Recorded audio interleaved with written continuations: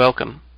I'm Sebastian Mahfood, and you're listening to WCAT Radio, the on-air wing of En Route Books and Media, bringing you the dulcet sounds of Catholic wisdom with our host, Bob Olson, who will now introduce today's show and speaker. Presenting I Thought You'd Like to Know, a program featuring some very interesting people who have a message for you. And today we have Don DeMarco back with us. Welcome, Don. Glad to be here. And Dr. Donald T. DeMarco is a senior fellow of Human Life International. He is a professor emeritus at St. Jerome's University in Waterloo, Ontario, and an adjunct professor at Holy Apostles College and Seminary in Cromwell, Connecticut. He's a regular columnist for St. Austin Review and has written several articles for the website Truth and Charity.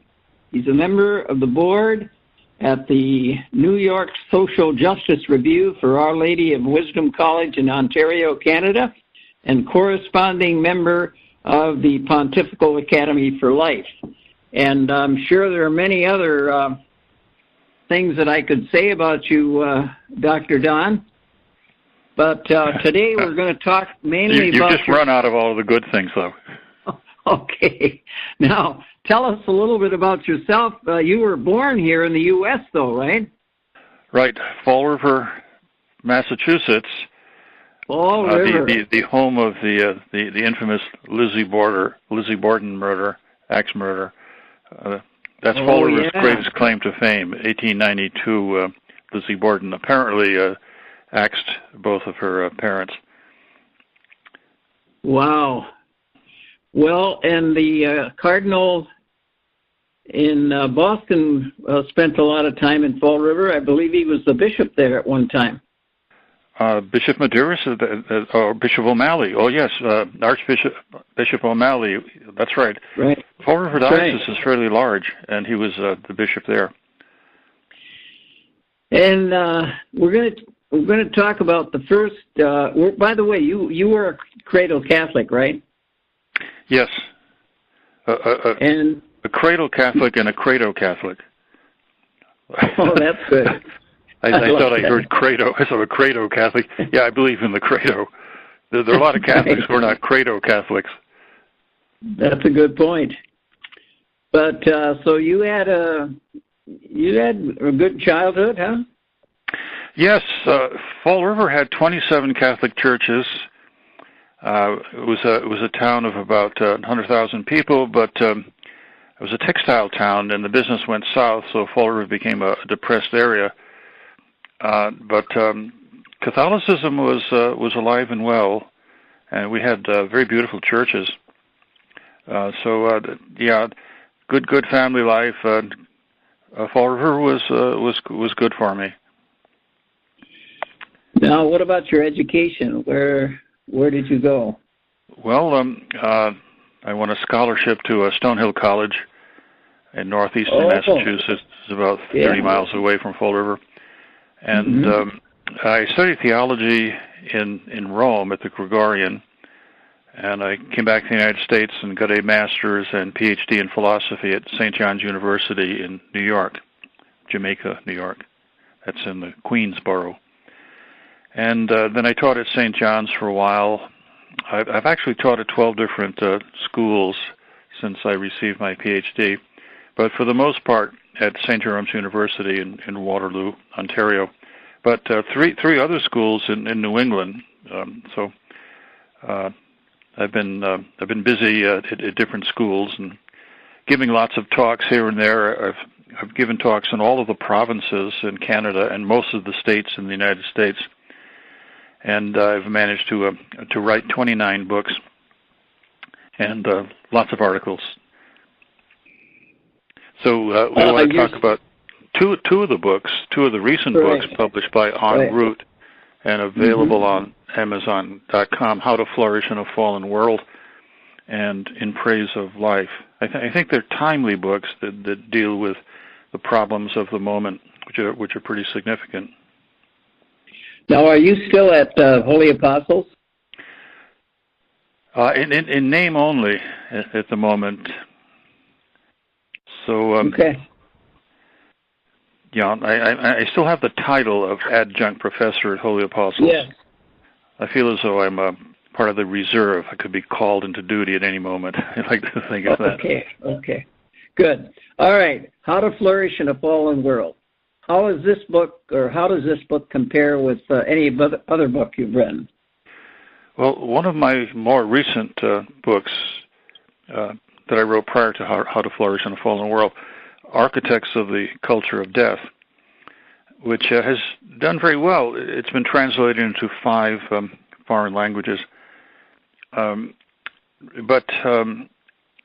it's the inspiration for the book, I suppose, is the Gospel of Life of John Paul II. Many people interpret the Gospel of Life as the culture of death, because about 12 or 13 different times in that encyclical he mentions the culture of death. And that seemed to resonate with a lot of people, the idea of a culture of death. But the Pope was really trying to emphasize the importance of the culture of life. But as it is with the media and with a lot of people, the negative side seems to be more interesting. It's like in Atari games, where we're blowing up galaxies seems to be more exciting than setting the table or doing something rather tame. So a lot of people focused on the culture of death side of the encyclical. So Ben Weicker, another professor, and I put together this book, The Architects of the Culture of Death. Who are the architects? Who are the people? And what are the ideas that have brought about the current culture of death? So that did very well. But people kept saying to me, why don't you write something about the culture of life? Your book, The Culture of Death, The Architects of the Culture of Death, is very interesting, and it's amazing how people have fallen for such bad ideas. But could you say something about the culture of life? So I think that's the big difference with How to Flourish in a Fallen World. We seem to be living in what is rather evidently a fallen world, and we need not only to know how to survive, but how to flourish, how to be happy, how to thrive, how to be able to make contributions to the world, how to build a culture of life. So that's the big thing. So I tried to write something that's very positive. Now, you tackle the age-old question of the meaning of life. Could you tell us in a nutshell, if we're not asking too much, how do you explain the meaning of life? Okay, a large nutshell, maybe a walnut rather than a filbert. Okay. Okay, I'll try to make it simple. We can distinguish between ourselves and our life. We meet someone and the person says, how's life treating you? So right away there's a difference between life and you. How is life treating you?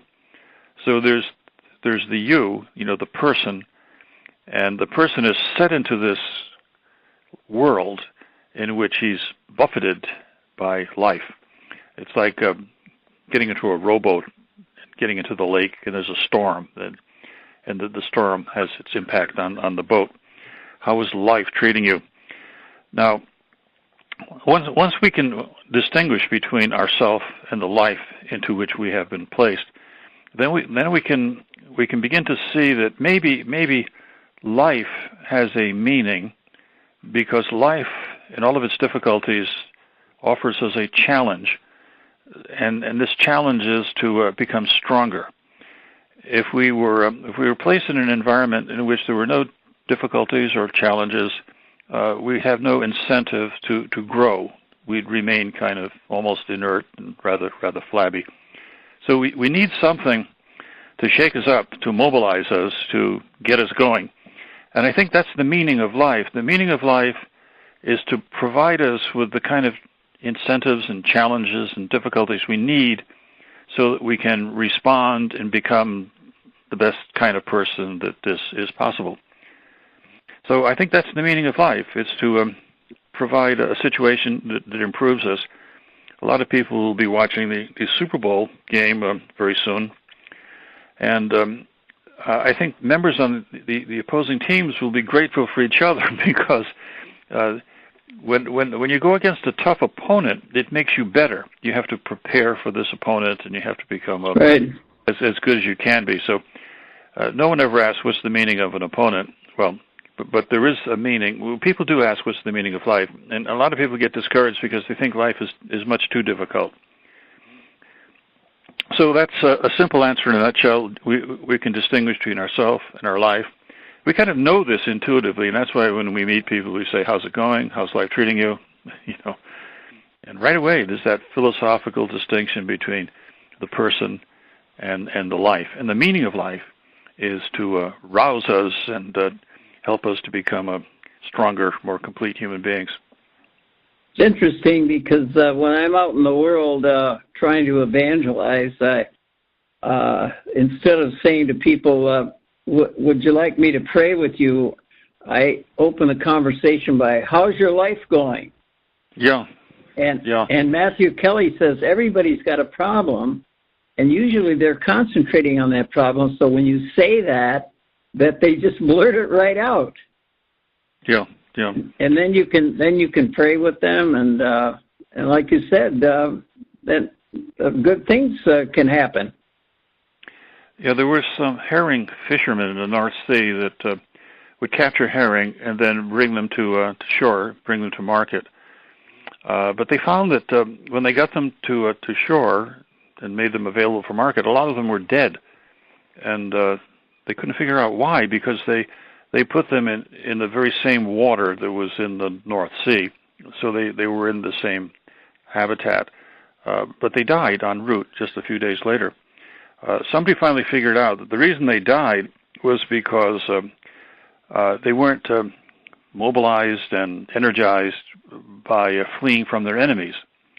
So the herring had these enemies that kind of supercharged them, gave them kind of a life jolt that helped them to stay alive.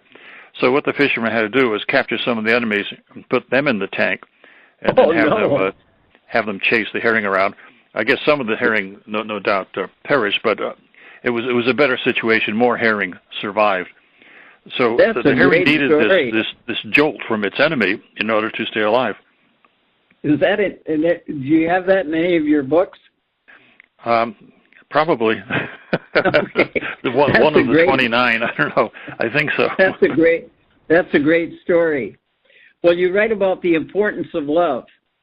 Has society lost sight of the meaning of love, and why is it of special importance today? Well, there are a couple of reasons. One is that we tend to live in the moment, immediate gratification. A lot of things are instant, instant pictures, instant cameras, instant TV, fast food restaurants, and we're into kind of a fast, instant mode. And it's difficult in that kind of context for people to understand the longevity of love. I mean, especially marital commitment, love for forever, you and me forever, rather than you and me for tonight. So with immediate gratification and living in a society that keeps telling us that we should live for the moment, love is reduced to pleasure, and we still call it love. But I mean, I love you, but it's pleasure, and then people are discarded, and people go on to others. Another problem is that we're a strange society in which no one wants to offend anyone. And no one wants to say what you're doing is wrong. And so we reduce love to approval.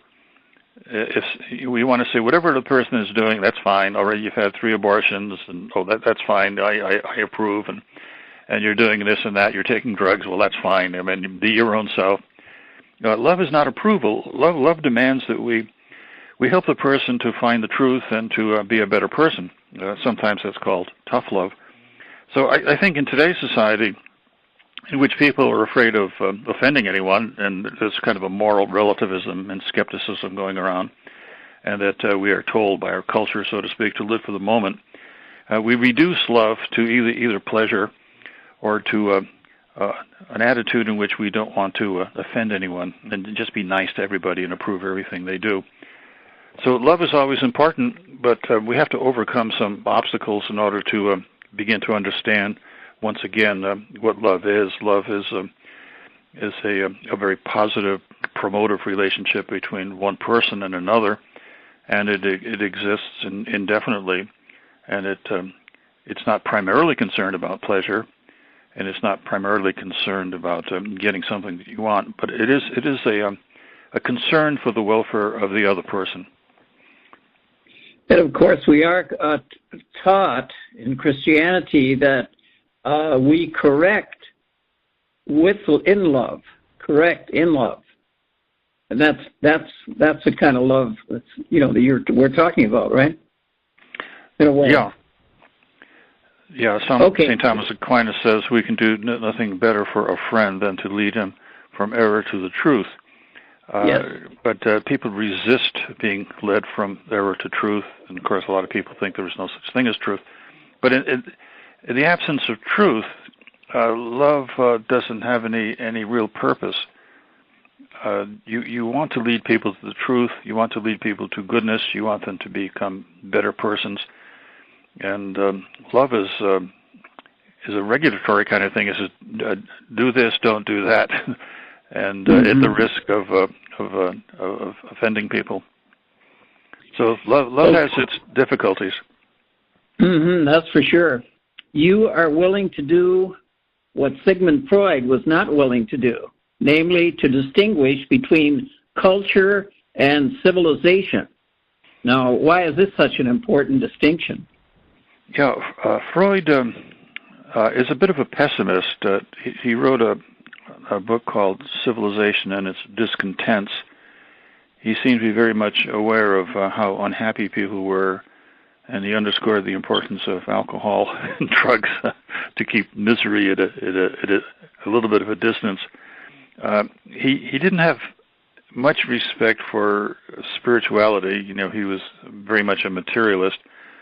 And as I say, he thought the remedies for misery were alcohol and various drugs and entertainment and pleasure.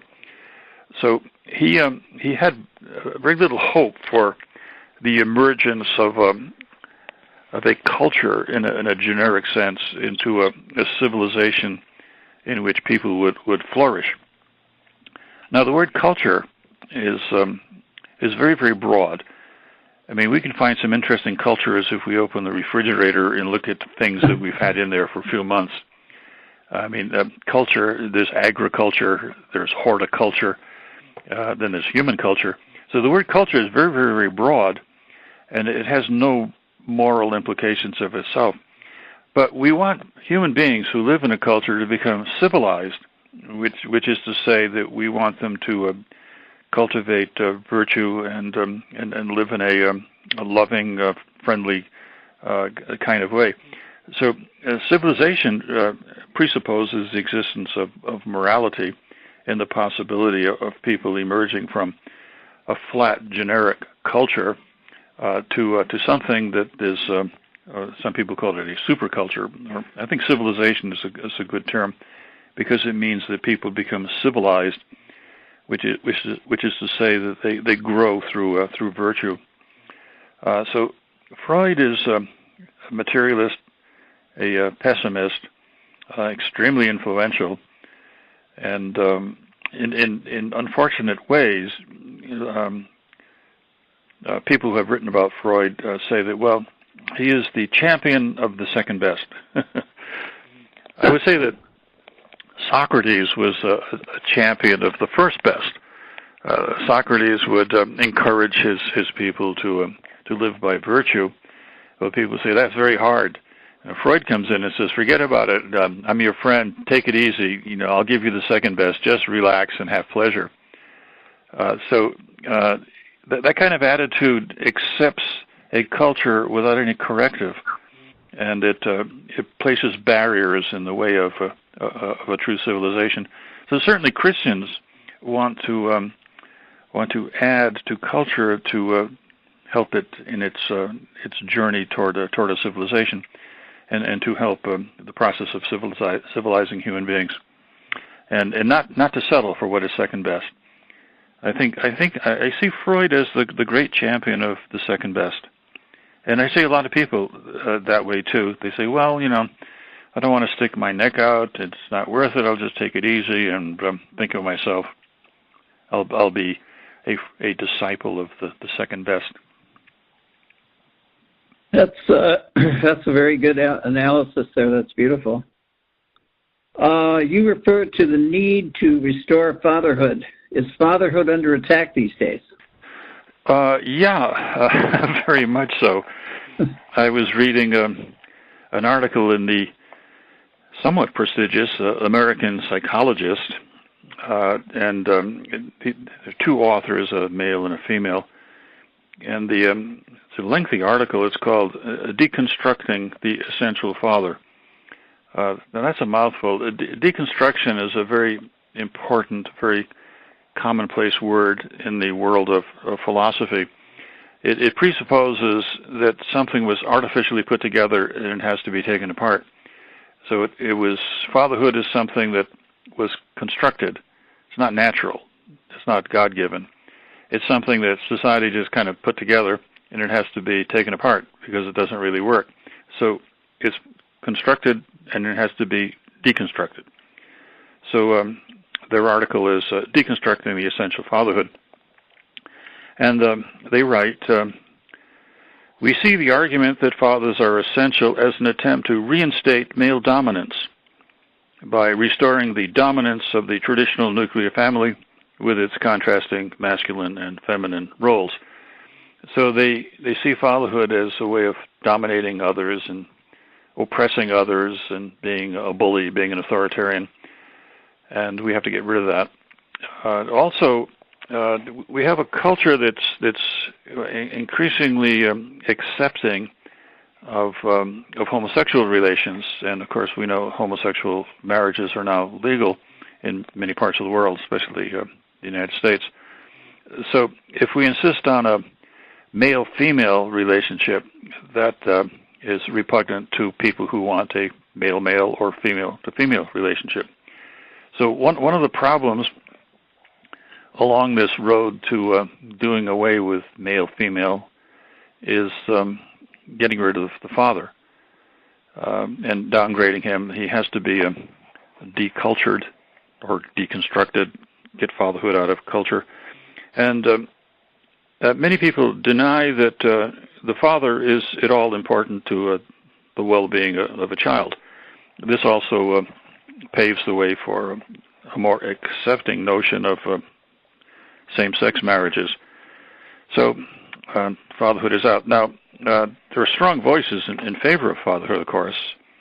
And Blankenhorn has written a very, very important book about how how necessary fatherhood is, as a matter of fact. That, yes.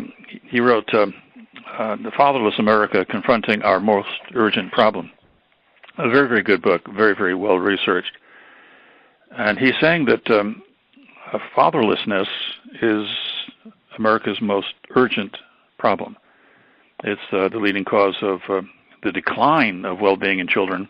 And he says it's the engine that drives our most urgent social problems, from crime to adolescent pregnancy to child sexual abuse to domestic violence against women and so forth.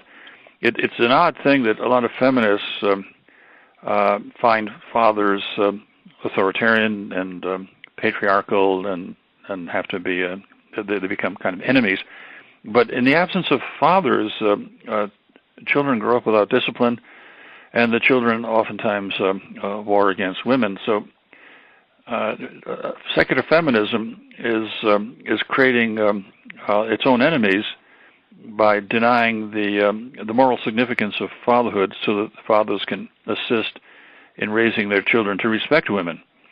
In a fatherless world, we have all of these problems. I mean, it's a statistical fact that in the absence of fatherhood, crime increases, juvenile delinquency, adolescent pregnancies, outside of marriage, sexual abuse, and all of those things. So I think Blankenhorn has a very, very important point that fatherlessness is our most urgent social problem, and I'm not sure we're making steps to correct the problem. the relationship between a father and a child can be a wonderful thing. One of my favorite quotes comes from Mother Alfonsa. She was the daughter of Nathaniel Hawthorne, and she founded a group of Dominican nuns that were dedicated to assisting poor people, indigent people who were dying of cancer. At any rate, she had a very, very happy life in her youth with her father, and I'm very fond of this sentiment she expressed. She said of her relationship with her father, "To play a simple game of stones on one of the gray benches in the late afternoon sunshine with him for courteous opponent was to feel my eyes, lips, hands, all my being glow with the fullest human happiness." Happiness at home, happiness within the family. It's a sad thing that this is under attack. The relationship between a loving father and his children and the wife is a wonderful thing, and it's nurtured in that context. But this is one of the problems we have in trying to flourish in a fallen world. A lot of the positive things, a lot of the good things are under attack, and a lot of the not so good things are being promoted. So we need to understand the degree to which our culture has slipped, fallen, and yet we should not be discouraged because the aids, the helps are still there.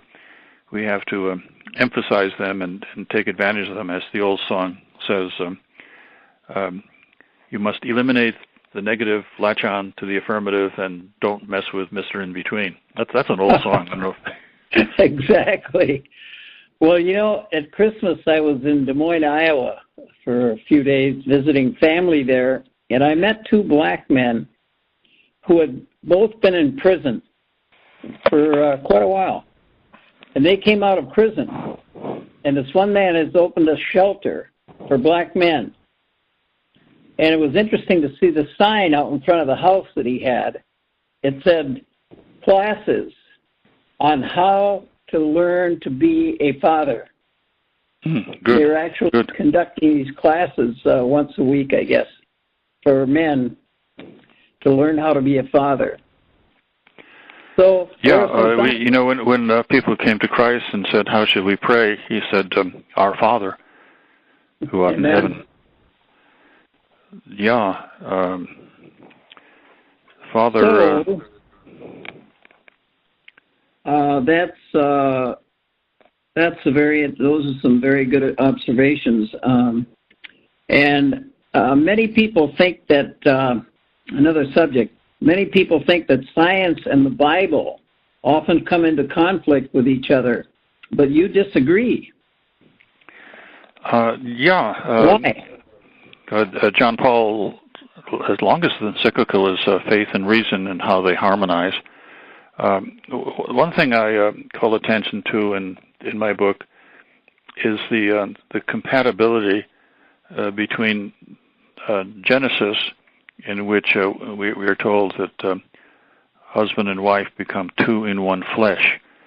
That's an interesting notion, two in one flesh. What does that mean? I mean, here's the first book of the Bible, not only praising marriage, but talking about marriage in a rather unique and fascinating kind of way, that two people come together and become two in one flesh. Now, if we jump over to science and examine some fundamental principles in immunology, we look at the human being from an immunological standpoint. We have an immune system that protects us against foreign substances that could play havoc with our organismic unity. So the immune system is very important. It's like our fort that protects us against alien substances. Now, we have something like 100 billion immunological receptors that all work on the same page, so to speak, all being able to recognize the difference between the self and the non-self. So when something that's the non-self threatens to enter our body, the immune system goes to work and protects us against that. Now, from this viewpoint, the male sperm should be recognized as an alien substance entering the woman's body, and therefore her immune system should react to reject it, right? Because that's what the immune system does. It protects the self against the non-self and is on guard at anything that's alien, anything that's foreign. Now, if the immune system did this, if the woman's immune system rejected the sperm, then human life would have ended with Adam and Eve. Procreation would not have been possible. But there's this wonderful little thing that makes it possible for there to be over 6 billion people in the world today, and that is within the male semen.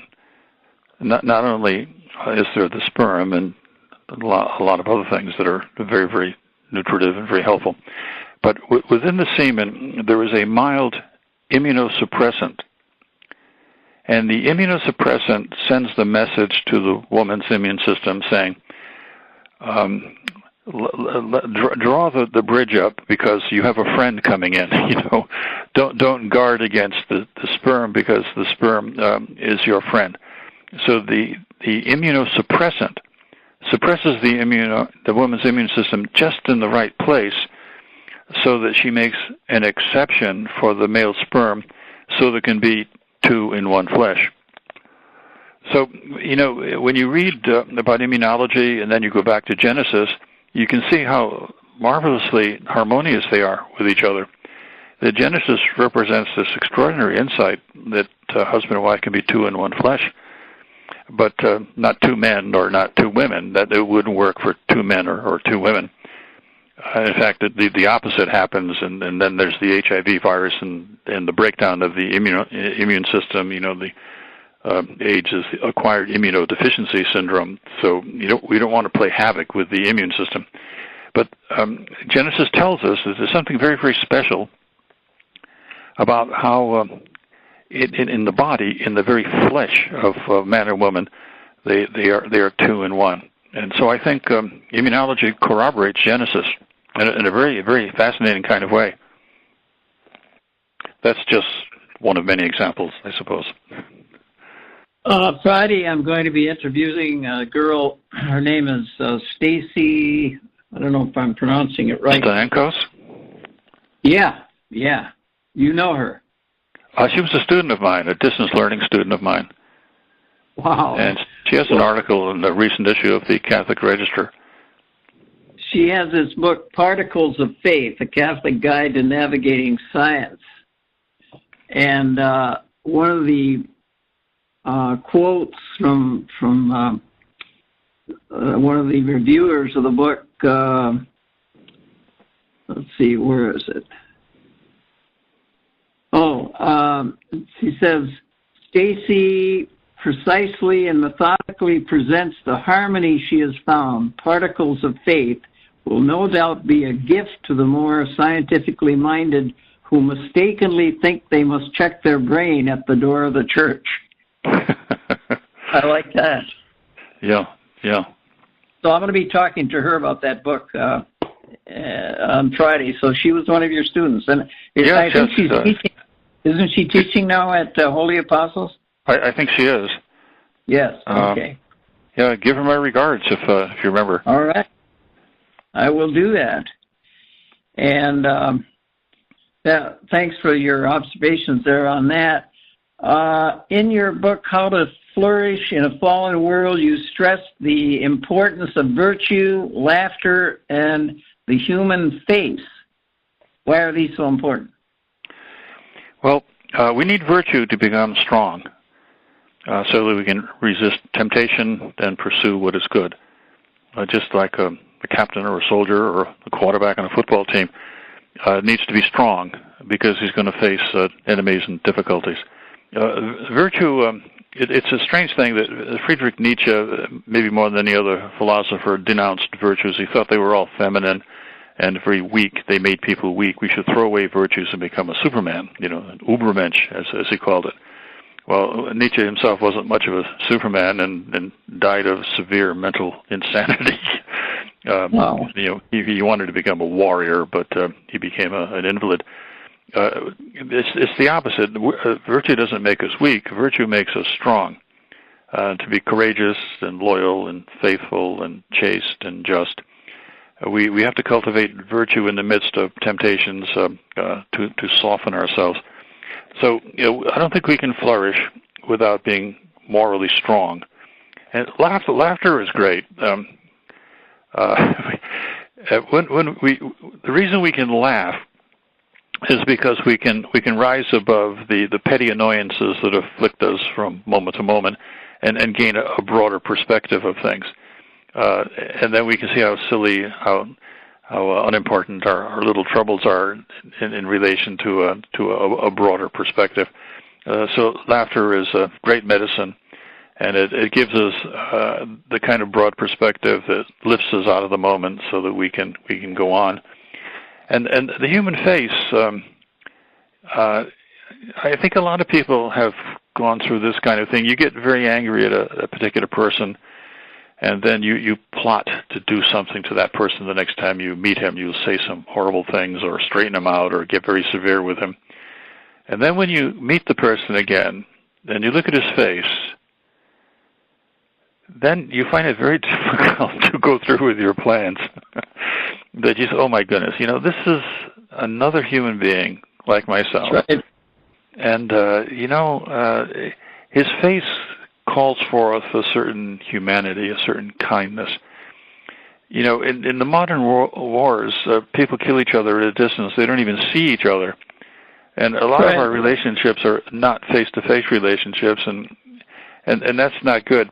But the significance of the face-to-face relationship in understanding how to respond to people. There's a lot of bullying that goes on in cyberspace and in emails and on the internet and all of that stuff.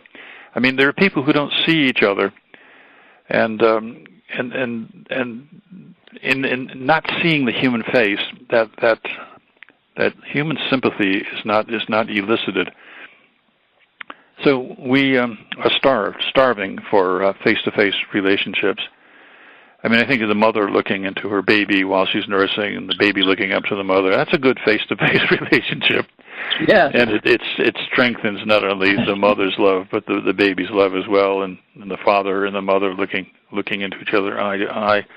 Human beings, as biologists tell us, are the only representatives of the kingdom of the animals that have intercourse face-to-face. I think that's probably very significant. The face is the most remarkable organ of the human body in the sense that it kind of transcends bodiliness and is able to reflect a spirituality. It says that the eyes are the windows to the soul, but the human face is the most spiritualized bodily, not only bodily part, but any physical thing in the universe. Any physical thing in the universe takes a back seat to the spirituality of the human face, and I think it's a source of regenerating our own appreciation for spirituality by looking into the face of another human being. So I think those are three important ingredients: virtue, laughter, face-to-face relationships. These are keys to helping us to flourish in a fallen world. Thank you for sharing that. That's beautiful. So those are some of the highlights of how to flourish in a fallen world, written by Dr. Donald DeMarco and available at Amazon. How to Flourish in a Fallen World. Okay?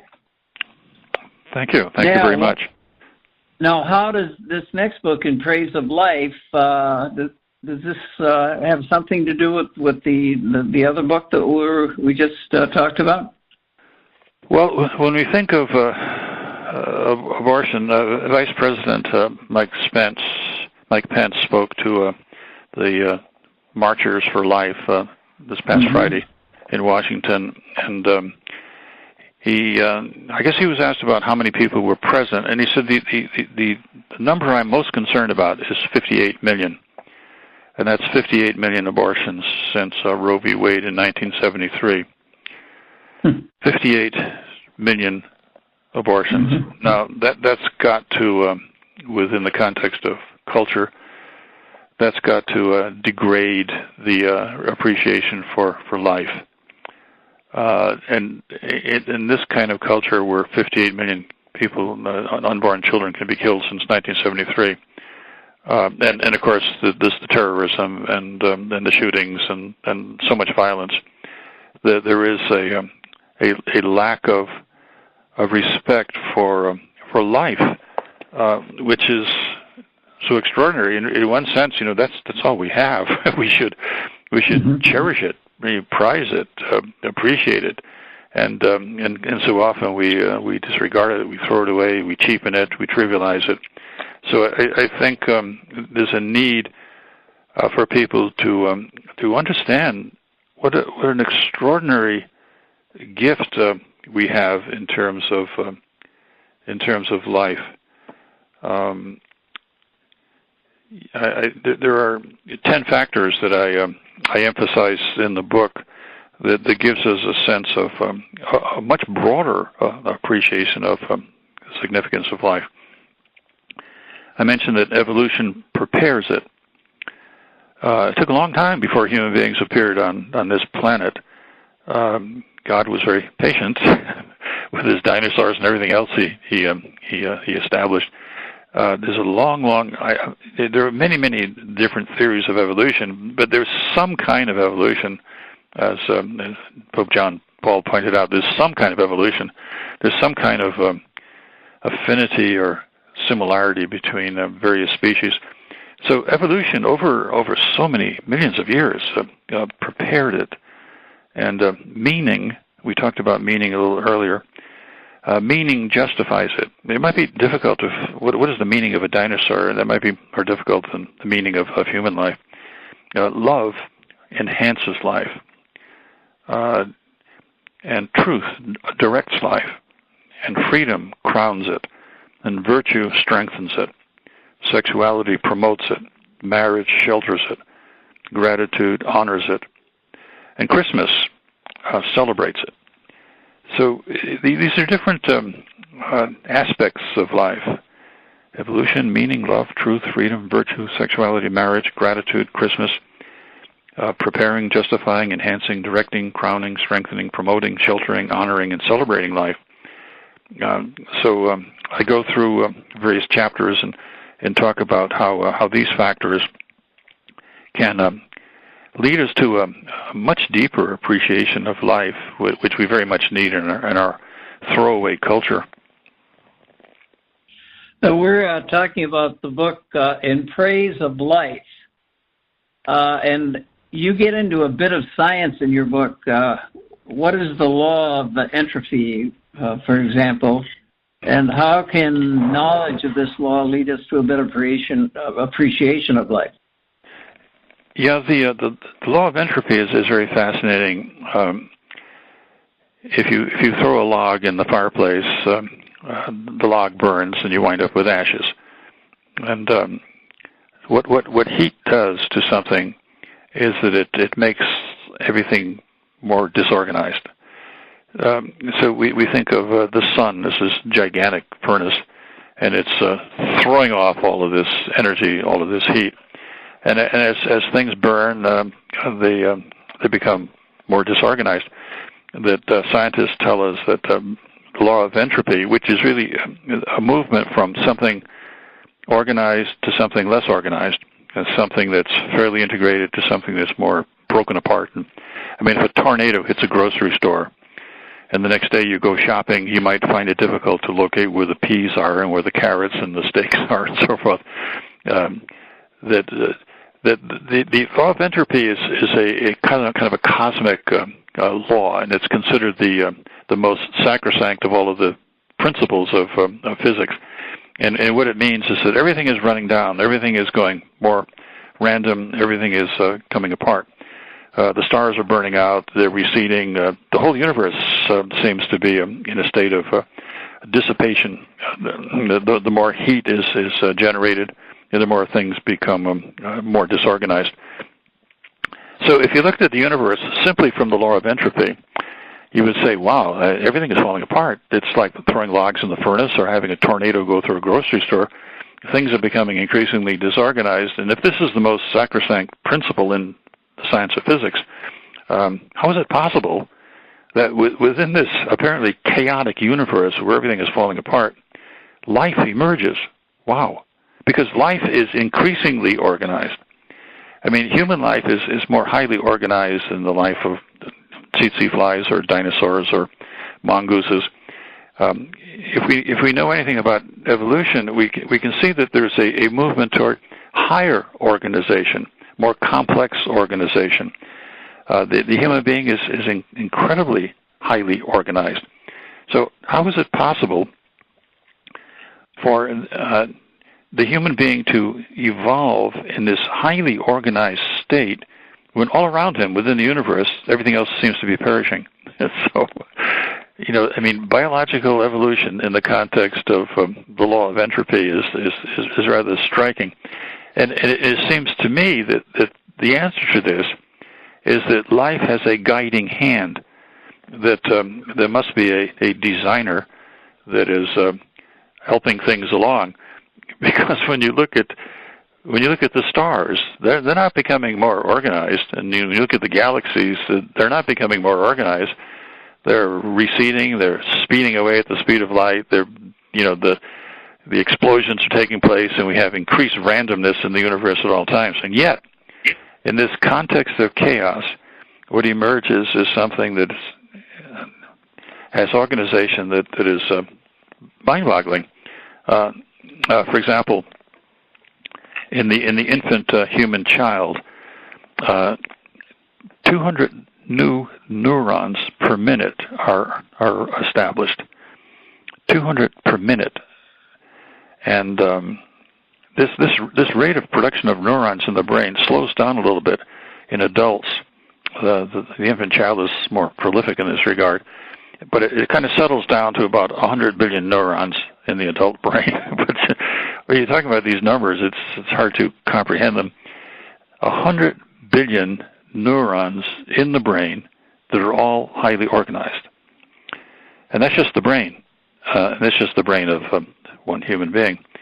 So, for example, if you were a guest at a hotel and you think of how organized the hotel is with the wiring and the plumbing and the heating and everything else that goes into producing a hotel, it's not nearly as complex and as highly organized as the brain of one of its guests, one of its occupants.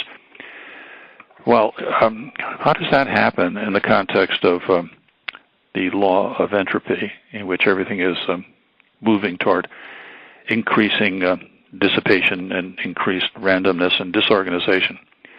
So I think this is not only a great tribute to life. We say, wow, life is something pretty extraordinary. I mean, it's a thing that's not supposed to happen, in a sense. I mean, when you look at a blade of grass breaking through the asphalt, on the road, you're thinking that, we thought when we laid down all this tar, we would keep life out. But somehow it breaks through. And life is an incredible force. And we have to say, wow, we should revere this. We should respect it. We should have a much greater appreciation for it than what is indicated by getting rid of 58 million unborn children since Roe v. Wade. Someone shared with me a few years ago something similar to what you're talking about. When you see the watches that they're coming out with now, how intricate they are, the watches on your wrist. Yep. And there's no comparison between that watch on your wrist and your wrist. Just like you say that. It's amazing the way the wrist is made. Yeah, it's I know. When you think of the zygote is the initial stage of life when the egg is fertilized by the sperm. Now, the human zygote is about the size of a sugar crystal. It's so that's pretty small. But as that zygote, as that one-cell being begins to emerge, it finally reaches a level of 30 trillion highly integrated cells that form the unified human organism. 30 trillion. And they're all unified.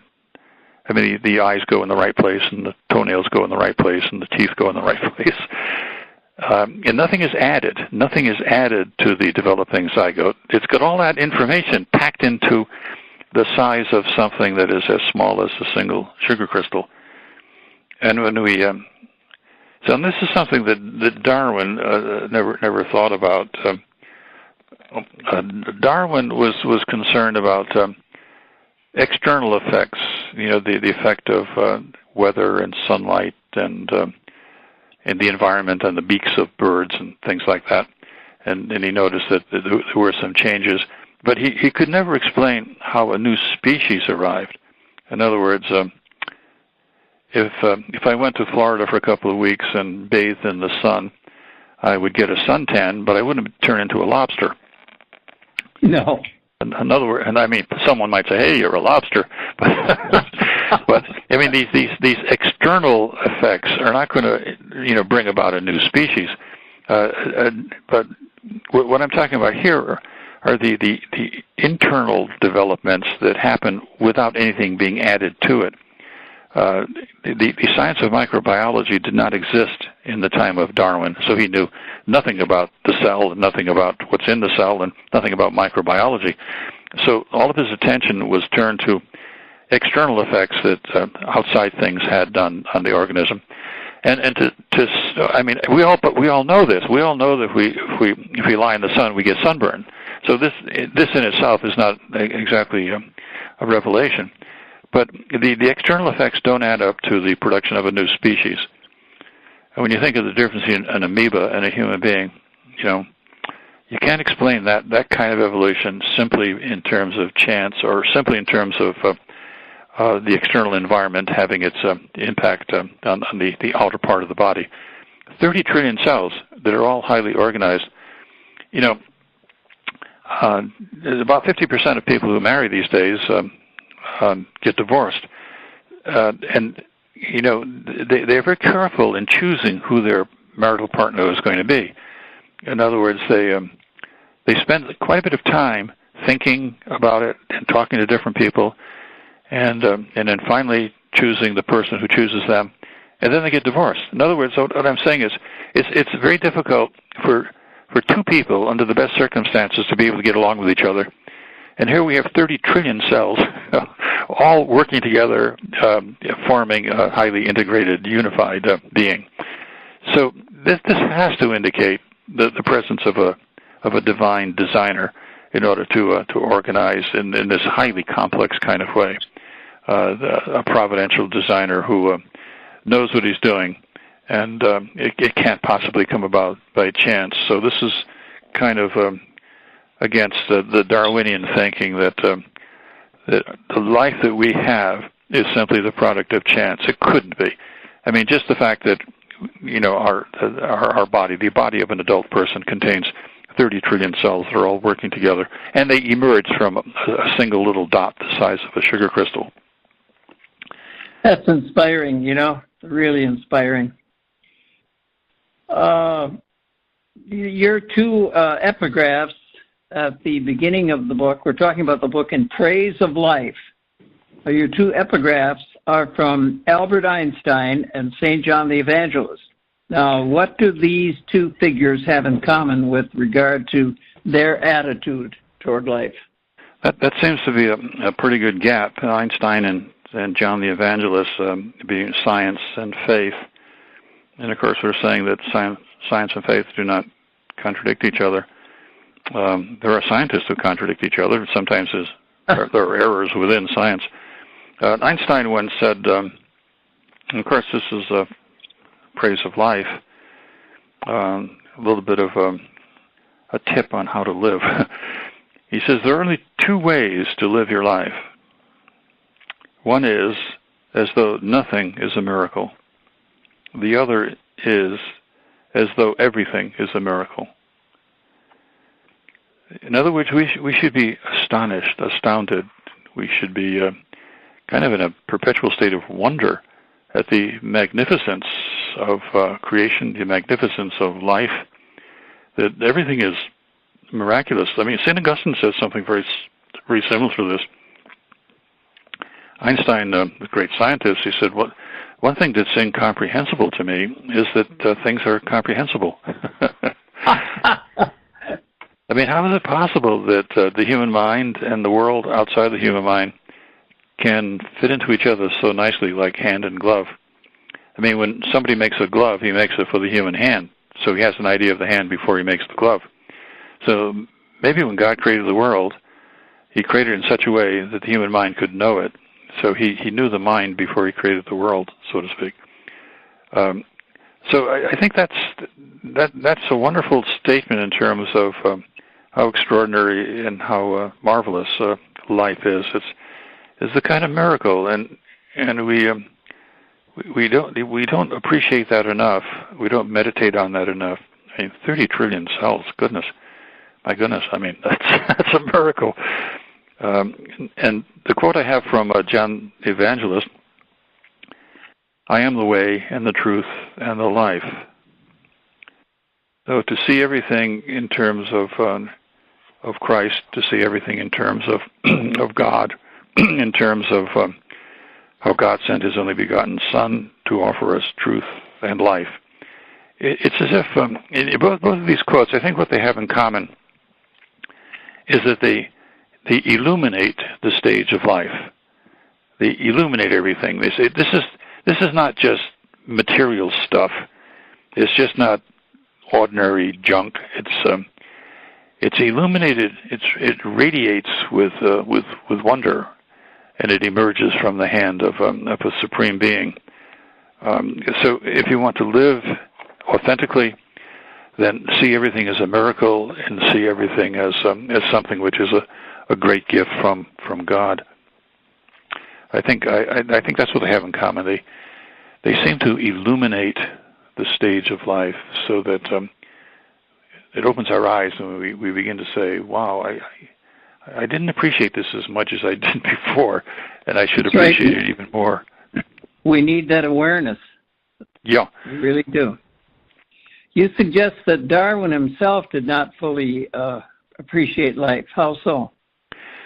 Well, I think it's because he thought everything came about by chance, and he was an atheist, and he saw things as just composed of material stuff that underwent changes. He talked about individual variations and the struggle for existence and the survival of the fittest, and these external changes, which he thought maybe explained the origin of species, but he really was unable to explain the origin of any of the species.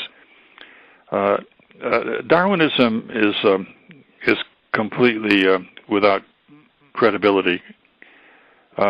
Darwin himself had a sense that maybe he was on the wrong track, because he thought when changes take place in plants and animals, they took place one thing at a time by a series of many changes. And if you added up all of these little single changes, that somehow you'd get a new species. But that's not the way things are. I mean, I mentioned in the brain of the infant, 200 neurons are established every minute. I mean, there's a simultaneity of change. There's a wonderful expression that Michael Behe develops in his treatment of Darwin, irreducible complexity, that we are very complex, but our complexity cannot be reduced one by one to what it used to be previously. In other words, if let's take the blood clotting system. If things happened one at a time, if the blood clotting system was established, so that when you get a cut, the blood clots, and so therefore you don't leak blood and then die of a loss of blood. But if that's the only thing that happened, we would still die because the blood clotting mechanism needs to be accompanied by an unclotting mechanism. Otherwise, all of the blood would clot, and we would die because the blood wouldn't flow. In other words, we need to have simultaneously both a system in the circulation that clots blood, but doesn't allow all of the blood to clot, and also so that the scars can be repaired and so forth and so on. In other words, in order for the human being, in all of its complexity, to flourish, many things have to exist simultaneously, and they could not have arrived one at a time, as Darwin suggested. But in his Origin of the Species, he has this moment of candor, and he said if it could be shown that there is this, in effect, irreducible complexity, so that evolution could not take place by a series of single, isolated events, then my whole theory would break down. Now, it has been shown that this is the case. There is irreducible complexity, and you can't explain anything in terms of adding one thing at a time in a series of changes. So I think he provided the formula for his own refutation, and other people have taken advantage of that and have shown that there is irreducible complexity, and the emergence of new species of any kind of organism can be explained as a result of one little external addition at a time. So Darwin is hugely overrated. He provided some interesting food for thought, but I think the best thought is to show that we've gone far beyond Darwin. I mean, it's amazing that we keep hanging on to this ancient theory that has no plausibility whatsoever. Well, it's been a great time today. We're at the end of the line as far as our program is concerned, but we need both these books, In Praise of Life and How to Flourish in a Fallen World, because we need to be made aware. I mean, we need more awareness about, like you said, this Thanksgiving for life and how to flourish in this in the world that we're dealing with right now. So we thank you for bringing all these interesting points out today that are in your books. Thank you very much. Thank you, Bob. I wish you well. I do have a prediction on the Super Bowl. Okay. If you're interested. Sure. I predict that Don DeMarco will be pulling for the Patriots. Yeah, that's more an obviosity than a prediction, I guess, coming from New England. Yeah, I'll be pulling for Tom Brady and company. Okay. Thank you. Well, that's it for tonight, and we have another guest scheduled next Monday night. But thanks to our wonderful guest tonight, Dr. Donald T. DeMarco, author of the books How to Flourish in a Fallen World, In Praise of Life is another one that we talked about. And both of these are available at Amazon. So in the meantime, until next week, God bless each and every one of you in the name of the Father, the Son, and the Holy Spirit. Amen. We hope you enjoyed the program and will join us back for another show on WCAT Radio. This is Sebastian Mahfood. Good day.